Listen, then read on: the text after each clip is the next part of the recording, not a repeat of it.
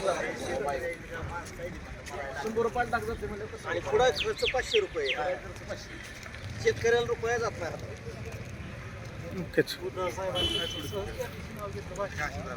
सरकार आणणार पान असतं प्रत्येक रविवारी असतो ना बघा. शुक्रवार पण होता पण कोरोनापासून ते बी बंद पडलं. मतदान मान्यची किंमत आहे ती पाना ती फक्त बंद करा, गुटखा बंद करा. हे द्यायचं का? 250 ला कोणाचं आहे?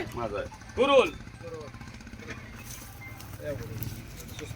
नाही लय अहो त्याने मजुरी पण निघत, मजुरी बी निघत नाही. मजुरी ₹500 इतर खर्च काय सुद्धा निघत नाही मजुरी. ₹100 टाकतात आणि पुढे खर्च ₹500 शेतकऱ्याला रुपया जात नाही.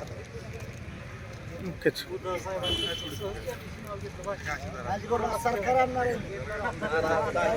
बोलायचं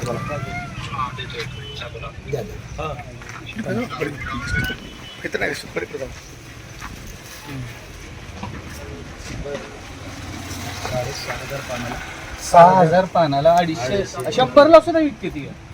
₹100 6,000 100ला सुद्धा विक्री लागला.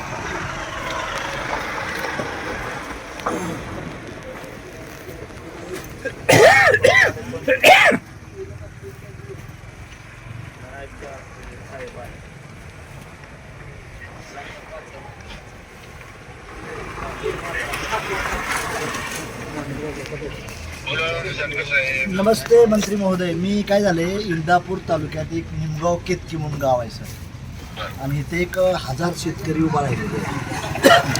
आणि तिथे काय झाले पानमाळा आहे की नाही, आपलं पान खातो आपलं ते विड्याचं पानाचं हे बाळाचं गाव आहे. आपल्या मला वाटतं महाराष्ट्रातलं प्रमुख केंद्र गाव आहे. आणि इथं बुधवारी आणि रविवारी बाजार असतो या.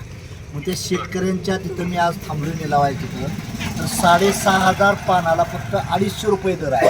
6,500 हो. तर माझी आपल्याला विनंती, हो पान एवढं महाग आहे, पण बघा आपल्या शेतकऱ्याच्या रानात आता ही सारी शेतकरीच आहेत माझ्यावर बसले तिथं, सर्व लोक काहीतरी ऐकतात, व्यापारी बी आहेत. हा तर व्यापारी बी आहेत. तर माझी आपल्याला विनंती आहे की पानाबद्दल जरा थोडीशी काहीतरी चर्चा करावी, म्हणजे त्यातून त्यांना जर अनुदान देता आलं तर फार चांगलं होईल. आपण पानपट्टी पान खातोय ते महाग आहे, पण आमच्या शेतकऱ्याच्या तिथं त्याला रेटच नाही, म्हणजे ती परेशानी झाली नुसती. आणि हे गाव टोटल मोठं गाव आहे, 7,000 लोक गाव आहे. हा औषध बी आहे ना, औषधी पान आहे. तर माझी कशी विनंती आहे, ह्या पानाबद्दल शेतकरी आणि व्यापारी दोघं बी इथं आहेत, जवळजवळ सर्व बाजारच भरला आहे, आणि तुमचं आणि माझं संभाषण ते ऐकतात. विनंती आहे की तुम्ही त्याला याचा विचार करावा. चला चला, थँक्यू सर. ओके सर, आभार आहे सर. Okay, thank you. बोला. मी तुमच्याबरोबर आहे, म्हणजे व्यापाऱ्यालाही माझी विनंती आहे, शेतकऱ्याला देखील. आता त्या शेतकऱ्यानं त्याची बायका पोरं कामाला पाण्याचं दिल्या सुद्धा दर मिळत काय केलं पाहिजे, गांजाच लावला पाहिजे. काय उपयोग नाही ना.